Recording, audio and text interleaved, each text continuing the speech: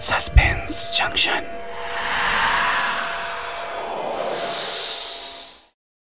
বাংলা এবং বিশ্ব সাহিত্যের বিভিন্ন গল্প, অলৌকিক এবং মৌলিক গল্পের সম্ভারে সাজানো আমাদের audio story channel suspense junction.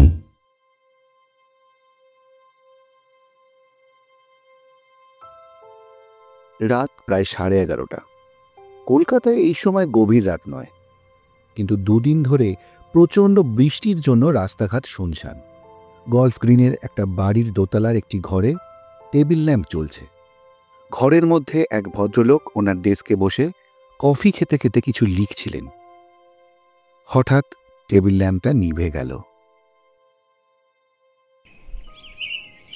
সকালবেলা ঘুম থেকে উঠে ফ্রেশ হয়ে সবে বসেছি, এমন সময় সৌরিনের ফোন।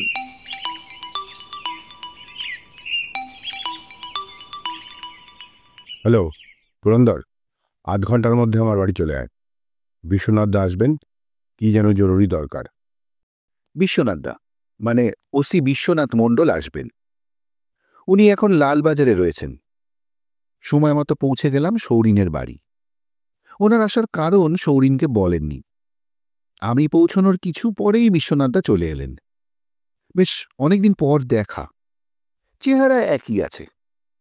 বিশ্বনাথদা আসার পর সৌরিনের মা মানে কাকিমা আমাদের জন্য জল খাবার আর চা পাঠিয়ে দিলেন। আচ্ছা, ফোনে এত সাসপেন্সে রাখলেন, এবার বলুন তো কেসটা কি? আত্মহত্যা। আত্মহত্যা? এখানে আমরা কি করব? পরশুদিন রাতে গলফ গ্রিনে নিজের দোতলার ঘরে টেবিল ল্যাম্প জ্বালিয়ে ডেস্কে বসে কফি খেতে খেতে নিজের কাজ করছিলেন। বাড়িতে কেউ ছিল না। ইনি ছিলেন একটা নামী বেসরকারি কলেজের সেকেন্ড হেড। গতকাল সকালে ওনার ঘরে হাতের শিরা কেটে মৃত অবস্থায় পাওয়া যায়। আপনার কি মনে হচ্ছে এটা আত্মহত্যা নয়? হ্যাঁ, লোকাল থানা যদিও বলছে আত্মহত্যা, পোস্টমর্টম রিপোর্ট বলছে অতিরিক্ত ক্যাফেইন ও শিরা কেটে অতিরিক্ত ব্লিডিংয়ের জন্য মৃত্যু। আমার খটকা এখানেই, ভদ্রলোককে আমি চিনতাম। এরকম স্ট্রং লোক আত্মহত্যা করবে সন্দেহ লাগছে। এখন আমাদের তাহলে কি করতে বলছেন? তদন্ত। কারণ ভালো করে ভেবে দেখো, উইদিন 3 মান্থস 3টে নামী কলেজের 3 জন আত্মহত্যা করলো, আর প্রত্যেকেই হয় সেখানকার অ্যাডমিনিস্ট্রেটিভ হেড, নয় কাছাকাছি। আপনার কি মনে হচ্ছে পরশুটা নিয়ে 3টে কেসই ইন্টারলিঙ্কড? রাইট। আপনি 3টে কেসেরই পোস্টমর্টম রিপোর্টস, ওয়্যারঅ্যাবাউটস আমাকে পাঠান। সৌরিন, তোর কি মনে হয় বিশ্বনাথদার সন্দেহের সত্যি কোনো বেস আছে, নাকি ব্যাপারটা নিছকই কাকতালীয়? দেখ, বিশ্বনাথদার সন্দেহ আত্মহত্যা নয়, খুন। যদি কাকতালীয় না হয় তাহলে প্রশ্ন হচ্ছে কে এবং কেন, আর পুলিশ রিপোর্ট কেন আত্মহত্যা বলল? কোনো ক্লুই কি পাইনি? 2 ঘন্টার মধ্যেই বিশ্বনাথদা সৌরিনের হোয়াটসঅ্যাপে পোস্টমর্টম ও ওয়্যারঅ্যাবাউটস পাঠিয়ে দিলেন। পুরন্দর, মনে হচ্ছে বিশ্বনাথদার সন্দেহই ঠিক। আমিও দেখলাম 3টে রিপোর্ট। 3টে কেসেই 2টো জিনিস কমন। 1, ঘটনার দিন বাড়িতে কেউ ছিল না, এবং 2, বাড়ির সিসি ক্যামেরা খারাপ ছিল। মানুষ যখন আত্মহত্যা করে তখন বাড়িতে কেউ থাকবে কি না থাকবে সেটা ভেবে নিশ্চয়ই করে না। একদম। আত্মহত্যা একটা চূড়ান্ত মেন্টাল স্টেজ।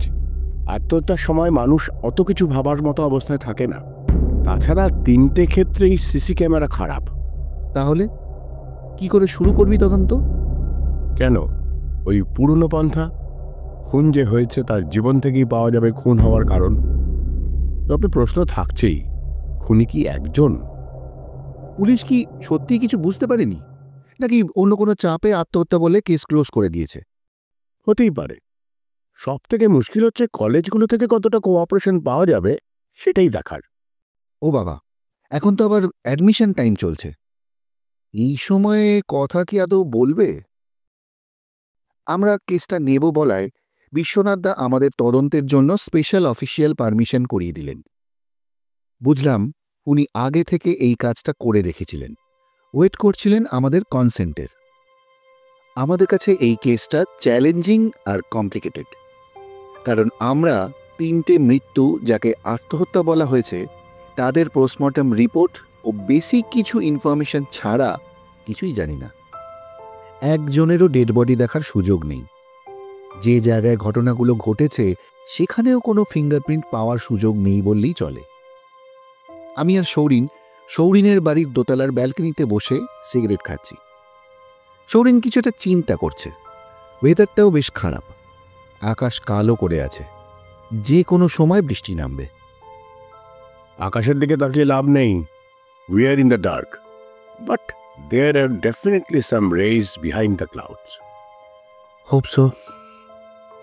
আচ্ছা, 3টে কেসের পয়েন্টগুলো একটু সাজাতো পরপর। কেস নাম্বার 1, মণিময় চ্যাটার্জি, বয়স 57, জুবিলি পার্কে নিজের বাড়ি, একতলায় নিজের ঘরে রাত 12টার সময় নিজের গলায় ছুরি চালিয়ে মারা গেছেন। বিএল কলেজের সেক্রেটারি ছিলেন। মৃত্যুর দিন 13 ডিসেম্বর 2024। মৃত্যুর সময় বাড়িতে কেউ ছিল না। কেস নাম্বার 2, হরিশ দত্ত, বয়স 55, লেক গার্ডেন্সে নিজের বাড়ি, দোতলায় নিজের স্টাডিতে গলায় ছুরি চালিয়ে রাত 11টায় মৃত্যু। অ্যাটলাস কলেজের ম্যানেজিং কমিটির ভাইস চেয়ারম্যান। মৃত্যুর দিন 13 জানুয়ারি 2025। সেম, বাড়িতে কেউ ছিল না। কেস নাম্বার 3, তমাল মিত্র, বয়স 55, গলফ গ্রিনে নিজের বাড়ির দোতলায় হাতের শিরা কেটে মৃত্যু। 13 ফেব্রুয়ারি 2025। এসসি কলেজের ভাইস প্রিন্সিপাল এবং মেকানিক্যাল ইঞ্জিনিয়ারিংয়ের ডিন। রাত 11:45 মৃত্যু। বাড়িতে সেই সময় কেউ ছিল না। স্টমাকে অতিরিক্ত ক্যাফেইন পাওয়া গেছে। তবে এরা বেশ শৌখিন লোক ছিল বোঝা যাচ্ছে। প্রথম দুজন আত্মহত্যার আগে স্কচ খাচ্ছিলেন এবং তৃতীয়জন দামি ব্র্যান্ডের ব্ল্যাক কফি। বিশ্বনাথ একটা গুরুত্বপূর্ণ জিনিসই পাঠাননি। Right, caesar list. দেখ উনি নিজেই সেটা আদৌ পেয়েছেন কিনা। হঠাৎই সৌরিনদের বাড়ির কলিং বেল বেজে উঠল। কিছুক্ষণের মধ্যেই বিশ্বনাথ দোতলায় হন্তদন্ত হয়ে উঠে এসে থপ করে একটা চেয়ারে বসে পড়ে একটা বড় এনভেলপ সৌরিনের হাতে দিলেন। সিজার লিস্টগুলো তো সব কটারই কপি, আর তোমাদের পারমিশন লেটার, আর এই হচ্ছে অ্যাডভান্স। তবে আপনি বহুদিন বাঁচবেন, আপনার কথাই বলছিলাম, আর আপনি হাজির। আর বাঁচা, এই তমাল মিত্র মারা গিয়ে আমার যা প্রবলেম হলো। আপনার প্রবলেম হলো? আর বলো কেন, ছেলের মেকানিক্যাল ইঞ্জিনিয়ারিংয়ে ভর্তি করানোর কথা ছিল এসসি কলেজে। আজকাল অ্যাডমিশন ফিস তো জানোই। তো ভদ্রলোকের সাথে কথা বলেছিলাম, উনি বলেছিলেন ভালো কনসেশন করিয়ে দেবেন। হয়ে গেল, এখন অ্যাডমিশন কিছুদিনের জন্য বন্ধ। যা, তাহলে কনসেশনের বদলে কিছু? তোমাদের কাছে কি আর লুকোবো, 50,000 টাকা কমিয়ে 10,000 টাকার ইম্পোর্টেড কফি দিতে হলো। হে, লোকটার হজম হলো না, আপনার টাকাটাও গেল। মানে? আপনার দেওয়া কফি খেয়েই তো সুইসাইড করেছে। তার মধ্যে আবার এক্সট্রা ক্যাফেইন। সৌরিন মিটিমিটি হেসে কথাগুলো বলল। আমাদের কথা শুনে বিশ্বনাথ বেশ নার্ভাস হয়েছেন বোঝা যাচ্ছে। পুরন্দরটা দুষ্টুমি করে জানতাম। সৌরিন, তুমিও? বাই দ্য ওয়ে, ব্যাপারটা আমার মাথাতেই আসেনি। আমি ফেঁসে যাব না তো? পুলিশের আবার কখনো ফাঁসেন নাকি? এইসব কথা শুনে বিশ্বনাথ উঠতে যাচ্ছিলেন। আমি আর সৌরিন তাড়াতাড়ি ওনাকে ধরে বসাই। যাই হোক, কাজের কথায় ফিরি। আপনি ওনাকে কফি দিয়েছিলেন কিভাবে? ওনাকে টাকা দিয়েছিলেন যাতে উনি কিনে নেন, নাকি আপনি ওনার বলে দেওয়া ব্র্যান্ড নিজে কিনে দিয়েছেন? উনি ওনার ডিলারকে বলে দিয়েছিলেন, আমি ওই ডিলারকে ডিরেক্ট পেমেন্ট করি। তমাল মিত্র কফির প্যাকেটগুলো পাওয়ার পর আমাকে ধন্যবাদও জানান।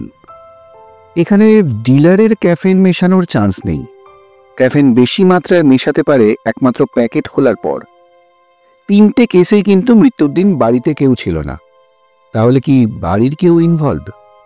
হয় বাড়ির কেউ, আর নয়তো বাড়ির সব কিছু জানে এমন কেউ, কারণ সিসি ক্যামেরাও খারাপ। পুলিশ কি নিজে থেকেই সুইসাইড কেস বলেছে, নাকি অন্য কারোর চাপে? বিশ্বনাথ জানেন কিছু? না, কারোর চাপের কথা তো শুনিনি। ঘণ্টাখানেক আগে বিশ্বনাথ চলে গেছেন, আর আমিও রাতে বাড়ি ফিরে এলাম সৌরিনের বাড়ি থেকে। পরদিন সকালে ওর বাড়ি গিয়ে বসতে হবে কেসগুলো সাজাতে। রাতের বেলা সুমন আর রিজু সোনারপুরে সুমনের বাড়িতে আসে। দুজনের চেহারা বিধ্বস্ত। রিজুর বাড়ি সুমনের বাড়ির পাশেই। কিছুক্ষণ পর সুমনের মা দোতলায় সুমনদের জন্য চা নিয়ে এসে আলতো বন্ধ দরজায় টোকা দিয়ে ওদের ডাকে।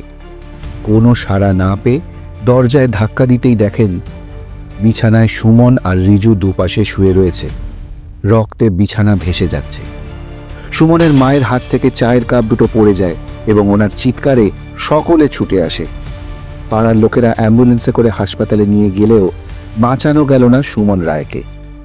রিজুকে বাঁচানো গেলেও কারো ডাকে সে সাড়া দেয় না।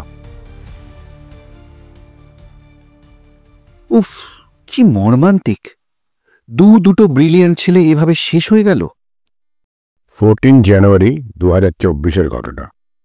নিজে পুরোটা তো পড়লি, কি বুঝলি? এইচএস জয়েন্ট দুটোতেই ভালো র্যাঙ্ক করেছিল। এসসি কলেজে অ্যাডমিশন নিতেও গেছিল, কিন্তু কিছুদিনের মধ্যেই পুলিশ সুইসাইড বলে কেস ক্লোজ করে দেয় ছেলে দুটোর ঘাড়ে দোষ চাপিয়ে। কিন্তু একটা জিনিস দেখ, রিজুকে জিজ্ঞাসাবাদও করেনি। হঠাৎ 1 বছরের পুরনো এই ঘটনাটা খুঁজে বার করলি কেন? গতকাল রাতে তুই চলে যাওয়ার পর হঠাৎ আমার মনে হলো 1 বছর আগে এসসি কলেজের এই ঘটনাটা, আর তাই খুঁজে বার করলাম।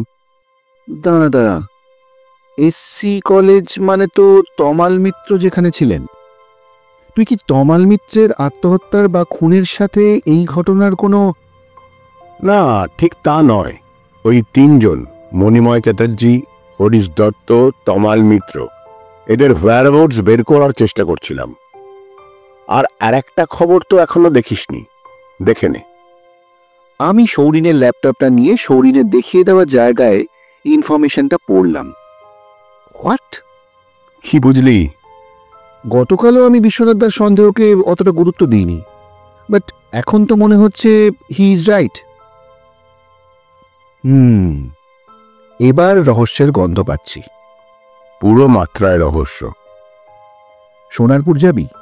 মানে ওই রিজু বা সুমনের বাবার সাথে যদি কথা বলে সুইসাইডের কারণ কিছু জানা যায়। ওকে, তাহলে এখনই বেরিয়ে পড়ি। সোনারপুর যেতে আসতে আর কত সময়ই বা লাগবে? আমরা সোনারপুরে পৌঁছে গেলাম। খবরে লেখা জায়গার খোঁজ করতে খুব একটা ঝামেলা হলো না। ওখানে গিয়ে নিজেদের পরিচয় গোপন করে প্রথমে রিজুর সাথে কথা বলার চেষ্টা করলাম।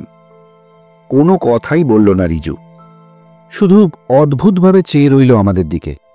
সুমনের বাবা রিজুর বাবা মা আমাদের প্রশ্ন করাতে আমরা বললাম আমাদের ভাইপো এবছর এসসি কলেজে ভর্তি হতে গিয়ে ফিরে এসে সুইসাইড করার চেষ্টা করে, কিন্তু সেও কোনো কারণ বলেনি। তাই আমরা ছুটে এসেছি 1 বছর আগে ঘটে যাওয়া ঘটনার কারণ জানতে। আমাদের ভাইপোকে বাঁচাতে পারলেও কারণ আমাদের কাছে অজানা। আমরা কোনো পুলিশি ঝামেলায় যাইনি, শুধু জানার চেষ্টা করেছিলাম কি ঘটে থাকতে পারে।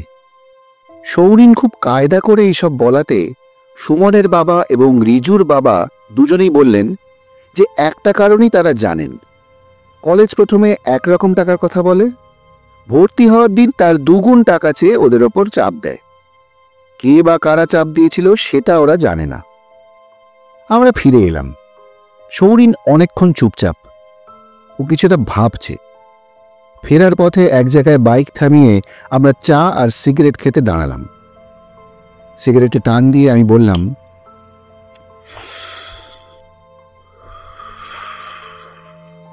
কিরকম অদ্ভুত লাগলো না কথাগুলো শুনতে? এরকম আবার হয় নাকি? এবার একে একে মণিময় চ্যাটার্জি, হরিশ দত্ত এবং তমাল মিত্রর বাড়ির লোকদের সাথে কথা বলতে হবে। সে তো ঠিক আছে, আগে বল এদের সাথে কথা বলে কি বুঝলি? মনে হচ্ছে এদের চাপ দিয়ে মুখ বন্ধ রাখা হয়েছে। আমার মনে হয় রিজুকেও চাপ দিয়ে চুপ করিয়ে রাখা হয়েছে। মানে যতটুকু বলল সেটা শুধু টিপ অফ আইসবার্গ। তাই মনে হচ্ছে। আমরা মণিময় চ্যাটার্জি, হরিশ দত্ত এবং তমাল মিত্রের বাড়ির লোকের সাথে কথা বললাম। ওনাদের কলেজগুলোতেও গেলাম খোঁজ খবর করতে। না, কোনো জায়গা থেকেই সেরকম কোনো খবর পাওয়া গেল না। বলা ভালো, দিল না। বিশেষ করে কলেজগুলোতে। সব জায়গায় কথা বলতে বলতেই দিন 10 পার হয়ে গেল। রুটিন মাফিক আজ 7 সকালে সৌরিনের বাড়ি পৌঁছে গেলাম। মণিময় চ্যাটার্জির স্ত্রী, 1 ছেলে 1 মেয়ে। মণিময়বাবু যেদিন মারা যান তার আগের দিন ওনার স্ত্রী ও মেয়ে গিয়েছিলেন ওনার শ্বশুর বাড়িতে এক পারিবারিক অনুষ্ঠানে যোগ দিতে। মণিময়বাবুর মেয়ে বেসরকারি অফিসে চাকরি করে, ছেলেও যথেষ্ট বড়, কোনো কাজকর্ম কিছুই করে না, বাবার পয়সায় ফুর্তি করে বেড়ায়। মণিময়বাবু যেদিন মারা যান সেদিন রাতেও বেরিয়েছিল পার্টি করতে, বাড়ি ফিরেছে পরদিন সকালে। মণিময়বাবুর স্ত্রী না বললেও আমরা ওনার বাড়ির দারোয়ানের কাছে জানতে পারি ছেলের সাথে বাবার প্রায়ই চরম অশান্তি হতো টাকা পয়সা নিয়ে। পরিবারের সবাই খুনের সম্ভাবনা উড়িয়ে দিলেও আত্মহত্যার কারণ নিয়ে ধন্দে। একমাত্র দারোয়ান চুপি চুপি বলল সে ছেলেকে সন্দেহ করে, ছেলে এ কাজ করলেও করতে পারে। হরিশ দত্তের পরিবারে ওনার স্ত্রী মারা গেছেন 1 বছর আগে। ওনার ছেলের বউ সেদিন রাতে বাড়ি ছিলেন না। হরিশবাবু যেদিন মারা যান সেদিন রাতেই ওরা বাই কার বেড়াতে যান শান্তিনিকেতনের উদ্দেশ্যে। পরদিন সকালে খবর পাওয়ার পরই ওনারা বিকেলের মধ্যে ফিরে আসেন। ওনার বাড়ির লোক বললেন হরিশবাবু স্ত্রী মারা যাওয়ার পর থেকে খুব ডিপ্রেস থাকতেন। মণিময় চ্যাটার্জির কেসটায় একটা দিক আছে, ওনার ছেলের সাথে ঝামেলা, কিন্তু হরিশ দত্তর ব্যাপারে যতটুকু জানা গেল তাতে তো কতটা সত্যি জানতে পারলাম আমরা সেটাই একটা ব্যাপার। মণিময়বাবুর কেসটায় ধরে নিলাম ওনার ছেলে ওনাকে মেরেছে, কিন্তু কি করে? মানে কোনো শব্দই কি পাওয়া যায়নি নিচ থেকে? দারোয়ান কি ঘুমোচ্ছিল? না, সেটা হতেও পারে যদি পিছন থেকে এসে গলায় ছুরি না চালায়, তবে সেটাও বেশ অ্যাবসার্ড। তমাল মিত্রর কেসটাও সেম, 2 ছেলেই উচ্ছন্নে গেছে, বাবার সাথে বিরোধ, কিন্তু সেদিন তমাল মিত্রর স্ত্রী বা ছেলেরা কেউ বাড়ি ছিল না। অন্তত এখানেও ওনার দারোয়ানের বক্তব্য তাই। দারোয়ানদের কথা কতটা বিশ্বাসযোগ্য? এত প্রভাবশালী বড় লোক, তারা হঠাৎ সুইসাইড করতে গেল কেন? বাড়ির লোকও এর কোনো কারণ জানে না? বাড়ির লোক কি আদৌ ঠিক কথা বলছে? এত প্রভাবশালী, পাওয়ারফুল, রীতিমতো রিচ, তাদের বাড়ির সিসি ক্যামেরাও 3 দিন ধরে খারাপ। প্রচুর গন্ডগোল রয়েছে। পোস্টমর্টেম রিপোর্টগুলো ভালো করে পড় একবার। পোস্টমর্টেম রিপোর্টগুলো ভালোভাবে খুঁটিয়ে পড়ার সময় দেখলাম অনেকগুলো ইনফরমেশন মিসিং। যেমন গলায় ছুরি কোন দিক থেকে কোন দিকে চালানো হয়েছে, হাতের শিরা ছুরি দিয়ে কিভাবে কেটেছে। এটা কি ইচ্ছাকৃত ভুল নাকি রিপোর্ট ভুল দেওয়া হয়েছে? কিন্তু কেন? মাথা পুরো জাম হয়ে গেল। সৌরিন আর আমি বেরোলাম। এক জায়গায় বাইক থামিয়ে আমরা চায়ের অর্ডার দিলাম। চা খাওয়া শেষ করে সিগারেটে টান দিলাম দুজনেই। মাথাটা একটু যেন ফ্রেশ হলো। বহুদিন পর গঙ্গার ঘাটে এলাম। হঠাৎই বিশ্বনাথদার ফোন, জরুরি তলব। সময় দুপুর 2টো। তাড়াতাড়ি পৌঁছে গেলাম যোধপুর পার্কে। জায়গাটা যোধপুর পার্ক থেকে লেক গার্ডেন্সে যাওয়ার রাস্তায়। বেশ পুরনো দোতলা বাড়ি। বাড়িটায় অনেক গাছ থাকায় রাস্তা থেকে ভালো করে দেখা যায় না। বাইক থামিয়ে দুজনে নেমে এগোলাম বাড়ির দিকে। বিশ্বনাথদা বাইরে দাঁড়িয়ে আমাদের জন্য ওয়েট করছিলেন। আমাদের দেখে এগিয়ে এলেন। আবার একই রকম কেস, বাড়িতে কেউ ছিল না, আত্মহত্যা, হাতে শিরা কেটে। তার আগে ইনিও হুইস্কি খাচ্ছিলেন। তবে এখানে বাড়িতে কোনো দারোয়ান নেই, আর সিসি ক্যামেরাও ছিল না। আগের 3 জনের মতো অত বড় লোকও নয়। আগের 3 জনের সাথে কি ইনি কোনোভাবে রিলেটেড? অতটা এখনো জানি না। মৃতের নাম বলাই দাস। বলাই দাস? মনে হয় এ সেই এসসি কলেজের এক্স রেজিস্টার, অ্যাটলাস কলেজের বর্তমান রেজিস্টার। আমরা বাড়ির ভেতর ঢুকলাম। দোতলার একটা ঘরে টেবিলের ওপরে মাথা রেখে পড়ে রয়েছে বলাই দাসের নিষ্প্রাণ দেহ। প্রাথমিক জিজ্ঞাসাবাদে আমার অনুমান যে ঠিক ছিল বোঝা গেল। উনি অ্যাটলাস কলেজের বর্তমান রেজিস্টার। ভোরবেলা কাজের লোক এসে বারবার ডোরবেল বাজালেও দরজা না খুললে সে মোবাইলে ফোন করে, সেখানেও রিং হয়ে যায়। ভয় পেয়ে সে প্রতিবেশীদের ডাকে এবং তারা পুলিশকে খবর দেয়। পুলিশ এসে বাড়ির দরজা ভেঙে ঢুকে দেখে বলাই দাস মারা গেছেন। ওনার একমাত্র ছেলে ব্যাঙ্গালোরে চাকরি করে। ওনার স্ত্রী দিন 3 আগে ছেলের কাছে গিয়েছিলেন। খবর পেয়ে কিছুক্ষণ আগেই এসে পৌঁছেছেন দুজনে। বলাই দাসের স্ত্রী ও ছেলে জানান যে কদিন আগে তমাল মিত্র এবং তার আগে মণিময় চ্যাটার্জি ও হরিশ দত্তের মৃত্যুতে উনি খুব হতবাক হয়ে গিয়েছিলেন, কিন্তু সুইসাইড কেন করলেন সেটা ওনারা বুঝে উঠতে এবং মেনে নিতেও পারছেন না। গতকাল সন্ধেবেলায় ফোনে কথা বলেছেন যখন, খুবই ভালো মুডে ছিলেন। বাড়িতে কারোর সাথে কোনো প্রবলেম ছিল না। ওনারও আজই ব্যাঙ্গালোরে ফ্লাইট ধরার কথা ছিল। বডি পোস্টমর্টমে পাঠানো হলো। ফরেন্সিক টিম এসে কাজ করছে। বিশ্বনাথদার সাথে আমরা বাড়ির বাইরে এসে দাঁড়ালাম। পরপর 4 জন একই রকম ভাবে মারা গেলেন। আপনার অনুমানই ঠিক মনে হচ্ছে। আত্মহত্যা নয়, মার্ডার। কিন্তু কে এবং কেন? লিস্টে কি আরো কেউ আছে? তবে একটা জিনিস নোটিস করেছিস, আগের 3টে ঘটনা ঘটেছে 1 মাস অন্তর, আর লাস্ট মার্ডারের থেকে এটা 15 ডেজের মধ্যে। তার মানে খুনি অ্যালার্ট হয়ে গেছে এবং তার টার্গেট নিয়ে দেরি করছে না। শোনো, এবার ফরেন্সিক রিপোর্ট আর পোস্টমর্টম রিপোর্টের ব্যাপারে কোনো গাফিলতি যাতে না হয় সেই রকম ইনস্ট্রাকশন দেওয়া আছে। একদিনের মধ্যেই পোস্টমর্টম রিপোর্ট ও ফরেন্সিক রিপোর্ট চলে এসেছে বিশ্বনাথদার তৎপরতায়। তবে এবার খুনি তাড়াহুড়োতে নিজের ছাপ রেখে গেছে। মদের গ্লাসে ঘুমের ওষুধ দিয়ে ওনাকে জোর করে খাওয়ানো হয়েছে। তারপর ওনার হাতেই ছুরি দিয়ে ওনার নিজের হাতের শিরা কাটার সময় খুনি তার হাতের ছাপ রেখে গেছে। ওনার মৃত্যু পর্যন্ত ওনাকে জোর করে ধরে বসিয়ে রাখা হয়েছিল। ফরেন্সিক রিপোর্ট বলছে বাড়ির লক খোলা হয়েছে বাইরে থেকে কোনো মাস্টার কি দিয়ে, এবং খুনি ছিল 2 জন, কারণ 2 জনের পায়ের ছাপ পাওয়া গেছে, যা বাড়ির লোক, কাজের লোক কারোর সাথে মিলছে না। একদিন পর আমরা বলাই দাসের বাড়িতে আবার গেলাম। ওনার স্ত্রী ও ছেলেকে বোঝালাম ওনারা যা জানেন তা যেন আমাদের বলেন, কোনো কিছু না লুকিয়ে। বিগত 1-2 বছরের মধ্যে বা তারও আগের কোনো ঘটনা, এমন কিছু যেটা বলাই দাসের জীবনের গুরুত্বপূর্ণ কোনো ঘটনা, সেটা কোনো অপ্রীতিকর বা লজ্জাজনক কিছু হলেও যেন না লুকোন। মণিময় চ্যাটার্জির ছেলে, দারোয়ান এবং হরিশ দত্ত ও তমাল মিত্রের বাড়ির লোক এবং দারোয়ানকে জেরা করা হলো লালবাজারে। একটা কথা জানা গেল, বছরখানেক আগে কল্যাণ বেরা নামের এক ছাত্র নেতা ভর্তির ব্যাপারে কয়েকজনকে নিয়ে আসতেন এদের কাছে। একজনকে নিয়ে আসার পর খুব তর্কাতর্কিও হয়েছে। তার পরের খবর ওনাদের বাড়ির লোক জানেন না। আমরা কল্যাণ বেরার ঠিকানা জোগাড় করে ওর বাড়িতে গিয়ে দেখা করলাম। 4 মাস আগে একটা অ্যাক্সিডেন্টে গুরুতর জখম হয়ে বহুদিন হাসপাতালে ভর্তি ছিলেন। এখনো ঠিকমতো হাঁটতে পারেন না। অনেক কথা জানালো কল্যাণ। আমরা বাড়ি ফিরে এলাম। পরদিন সকালে আমি সৌরিনের বাড়ি গেলাম। দোতলার ব্যালকনিতে বসেছিল সৌরিন। আমি গিয়ে চেয়ার টেনে বসলাম। বল, এত জরুরি তলব কেন? রণ কি পাঠিয়ে দিয়েছে স্কেচ?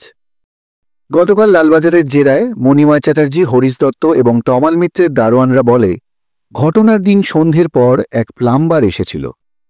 3 দিন আগেও সে এসেছিল, তাই তাকে তারা আটকায়নি। তারা আরেকটা কথাও জানায় যে হঠাৎই তাদের ঘুম পেয়ে যায়, তাই তারা জানে না প্লাম্বার কখন বেরিয়েছে বাড়ি থেকে, এবং তাদের বর্ণনা অনুযায়ী প্লাম্বার একজনই। আমাদের বন্ধু রণকে সেই বর্ণনা অনুযায়ী প্লাম্বারের চেহারা ফটোশপ করে পাঠাতে বলি, কারণ সে সময় পুলিশের হয়ে যে কাজ করত উনি ছিলেন শহরের বাইরে। না, রণ এখনো পাঠায়নি। তুই আসার আগেই কল করেছিলাম, আধ ঘন্টার মধ্যে পাঠিয়ে দেবে। পুরন্দর, একটু আগে বিশ্বনাথদা মণিময় চ্যাটার্জি, হরিশ দত্ত আর তমাল মিত্রর বাড়ির সিসিটিভি ফুটেজ পাঠিয়েছে। মানে ওদের মৃত্যুর 3 দিন আগে সিসি ক্যামেরা খারাপ হওয়ার আগের বেশ কিছু দিনের। এই দেখ, একটাই ছেলে 3 জনের বাড়ির সামনে বিভিন্ন সময় ঘোরাফেরা করছে। মনে হয় কিছু অবজার্ভ করছে। মুখ তো একদমই বোঝা যাচ্ছে না। আরও দেখ, একই ছেলে এসসি কলেজ, বিএল কলেজ এবং অ্যাটলাস কলেজের সামনে। সরিন, দারোয়ানদের দেওয়া প্লাম্বারের বর্ণনা অনুযায়ী এই ছেলেটার চেহারার কি কোনো মিল আছে? না, মণিময়, হরিশ, তমাল এবং বলাই এরা 3 জনই 1 বছর আগে এসসি কলেজেই ছিল। ছাত্রনেতা কল্যাণ বেরার কথা অনুযায়ী মাস 9 আগে তমাল মিত্র ছাড়া অন্য 3 জন এসসি কলেজ ছেড়ে বিএল এবং অ্যাটলাস কলেজ জয়েন করে। কল্যাণ বলল 4 জনই ছিল করাপ্টেড, এবং গত বছর ছাত্র ভর্তিকে কেন্দ্র করে চরম অশান্তি হয় এবং ওরা প্রভাব খাটিয়ে সেসব বন্ধ করে দেয়। রাইট। এবং কল্যাণের সন্দেহ সে সব জেনে গেছিল বলে তার অ্যাক্সিডেন্টের পেছনেও এদের হাত রয়েছে। কিন্তু কল্যাণকে সাসপেক্ট লিস্টে কি রাখা যাবে? কারণ ওর যা অবস্থা দেখলাম তাতে ওর পক্ষে গিয়ে খুন করা সম্ভব নয়। তাহলে ওই ছেলেটা না প্লাম্বার, নাকি অন্য কেউ? নেই, তোর প্রশ্নের উত্তর চলে এসেছে। রনর পাঠানো ছবিগুলো দেখ। বিশ্বনাথ দাকে ছবিগুলো ফরওয়ার্ড কর। হ্যালো বিশ্বনাথ দা, সোনারপুর পুলিশের কাছে ছবিগুলো পাঠিয়ে অ্যালার্ট করে দিন। ইনি একজন প্লাম্বার। গত বছর যে ছাত্র আত্মহত্যা করেছিল সেই সুমন রায়ের বাবা অনিল রায়। উনি একা নন, সুমনের বন্ধু যে সুমনের সাথেই আত্মহত্যা করতে গিয়ে বেঁচে যায় সেই রিজু সেনও জড়িত। রিজু সেন ও সুমনের বাবা অনিল রায়কে পুলিশ অ্যারেস্ট করে। সৌরিন, রিজু সেন আর অনিল রায় কেন খুন করলো সেটা জানার থেকেও আমার কাছে সব থেকে অবাক লাগছে প্রথম 3 জনের খুনের রিপোর্ট চেপে কেন আত্মহত্যা বলে চালানো হলো। আমিও পুরো অন্ধকারে বিষয়টা সম্পর্কে। আমার মনে হয় ফ্যামিলি প্রেস্টিজ ইস্যু। খুনের তদন্ত করতে অনেক অপ্রিয় জিনিস বেরিয়ে আসতো এবং প্রত্যেকেই জানতো এদের করাপশনের কথা। তবে এখানে বলাই দাসের ফ্যামিলি একটু ডিফারেন্ট, আর করাপশনের কথা বেরিয়ে আসলে এতদিনের সামাজিক সম্মান প্রতিপত্তি ধাক্কা খেত। তাই প্রভাব খাটিয়ে রিপোর্ট বদল নিজেদের স্বার্থে। পুরন্দর, বিশ্বনাথদার মনের অন্ধকারটা এবার তুই সরিয়ে দে। রিজু আর অনিল রায়কে অ্যারেস্ট করার আগেই বিশ্বনাথ দা 4 জন ভিকটিমের বাড়ির একজন করে সোনারপুর থানায় নিয়ে আসার ব্যবস্থা করেন। কিন্তু মুশকিল হচ্ছে ওনারা কেউই অপরাধী দুজনকে চেনেন না। সৌরিনের রিকোয়েস্টে ছাত্রনেতা কল্যাণ বেরাকেও আনানো হয়। একমাত্র কল্যাণ এদের চিনতে পারে। সৌরিনের কথা মতো সংক্ষেপে খুনের কারণ তুলে ধরলাম সকলের সামনে। কল্যাণবাবুর দেখা না পেলে হয়তো এত তাড়াতাড়ি এই কেস সলভ করা যেত না। 14 জানুয়ারি 2024 সুমন রায় ও রিজু সেনের মতো 2 জন ব্রিলিয়ান্ট স্টুডেন্ট আত্মহত্যার চেষ্টা করে, কিন্তু রিজুকে বাঁচানো গেলেও সুমন মারা যায়। সেই খবর পেয়ে কল্যাণ বেরা রিজুদের বাড়ি যায়। রিজু কথা বলেছিল কল্যাণের সাথে, সেটাই কাল হলো। আসলে কল্যাণও আন্দাজ করতে পারেনি যে সে রিজুদের সাহায্য করলে কত বড় বিপদ হতে পারে ওদের। বেশ কিছু লোক গিয়ে রিজু এবং সুমনের বাড়ির লোককে চুপ করে থাকতে বলে এবং প্রাণে মেরে ফেলার হুমকিও দেয়। কিন্তু ওরা সুইসাইড করতে গেল কেন? এর পিছনে কারণ একটাই, প্রচণ্ড মানসিক চাপ। যারা খুন হয়েছেন তারা প্রত্যেকেই এর জন্য দায়ী ছিলেন। কল্যাণ সুমনকে এবং রিজুকে নিয়ে এদের প্রত্যেকের কাছে যান। সঙ্গে সুমনের বাবাও ছিলেন। কলেজ ফিজের বাইরে বেশি টাকা, যেটা এদের পক্ষে দেওয়া কোনোভাবেই সম্ভব ছিল না, সেই নিয়ে কল্যাণও তাদের সঙ্গে তর্ক বিতর্ক করেন। কল্যাণকে নিয়ে যাওয়ার জন্য সুমন ও রিজুকে ডেকে পাঠিয়ে রীতিমতো থ্রেট দেওয়া হয়। তাদের কেরিয়ার শেষ করে দেওয়ার হুমকিও দেওয়া হয়, যার পরিণতি সুমনের মৃত্যু। ঠিক তাই, তারপরেও চলতে থাকে হুমকি ও মানসিক নির্যাতন। এদিকে কল্যাণ ও স্টুডেন্ট ইউনিয়ন এই অ্যাডমিশনের দুর্নীতি নিয়ে সরব হয়, যার জেরে এসসি কলেজ থেকে মণিময় চ্যাটার্জি, হরিশ দত্ত এবং বলাই দাস বেরিয়ে অন্য কলেজ জয়েন করে। তবে কল্যাণ থেমে থাকেনি। দুর্নীতি ফাঁস করতে সে উঠে পড়ে লাগে। রিজুদের তখনও আশা ছিল ন্যায় বিচার পাবে সুমনের মৃত্যু ও তাদের প্রতি অন্যায়ের। কিন্তু কল্যাণের অ্যাক্সিডেন্ট, যেটা করানো হয়েছিল কল্যাণকে সরিয়ে দেওয়ার জন্য, এরপরেই রিজুরা ঠিক করে এদের শেষ করবে, কারণ প্রভাবশালীরা তাদেরও শেষ করে দিতে পারে। প্রত্যেকের ডেইলি রুটিন রেকি করতে থাকে রিজু। কোইন্সিডেন্টালি প্রত্যেকের বাড়িতেই ওদের মারা যাওয়ার আগে প্লাম্বিংয়ের কাজ করা হয়েছিল। আর অনিল রায় পেশায় প্লাম্বার। প্রথমে ছদ্মবেশে প্লাম্বার সেজে দারোয়ানদের সাথে ভাব জমায় এবং খুনের দিন ক্লোরোফর্ম দিয়ে দারোয়ানদের অজ্ঞান করে ভিতরে ঢোকে এবং প্লাম্বিংয়ের পাওনা টাকা নিতে ভিকটিমদের কাছে এসেছে বলে জানায়। সেই টাকা দেওয়ার জন্য ভিকটিম যখন অন্য জায়গায় যায়, সেই সুযোগে পানিয়ে বিষ মিশিয়ে দেয় এবং টাকা নিয়ে বেরিয়ে যাওয়ার অছিলায় লুকিয়ে থাকে। সুযোগ বুঝে খুন করে সেখান থেকে বেরিয়ে যায়। প্রত্যেকটা ঘটনায় রিজু ছিল অনিলের সাথে। ফরেন্সিক আর পোস্টমর্টেম রিপোর্টে ভুল ছিল বলে প্রথম 3টে খুনে কারোর কোনো অস্তিত্ব খুঁজে পাওয়া যায়নি।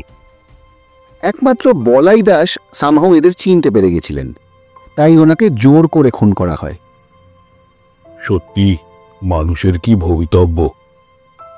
ক্ষমতার লোভ মানুষকে কোথায় নিয়ে যায়।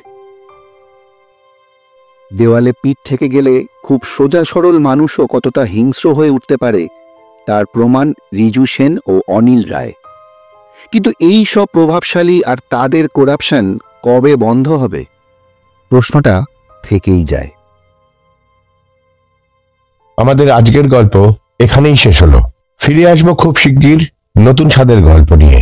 যদি আজকের এই গল্প আপনাদের ভালো লেগে থাকে তাহলে সাসপেন্স জাংশনকে অবশ্যই সাবস্ক্রাইব করে দেবেন আর পাশে থাকা বেল আইকনটি প্রেস করে দেবেন। লাইক, শেয়ার ও কমেন্ট করে আপনাদের মূল্যবান মতামত জানাতে ভুলবেন না কিন্তু। নমস্কার।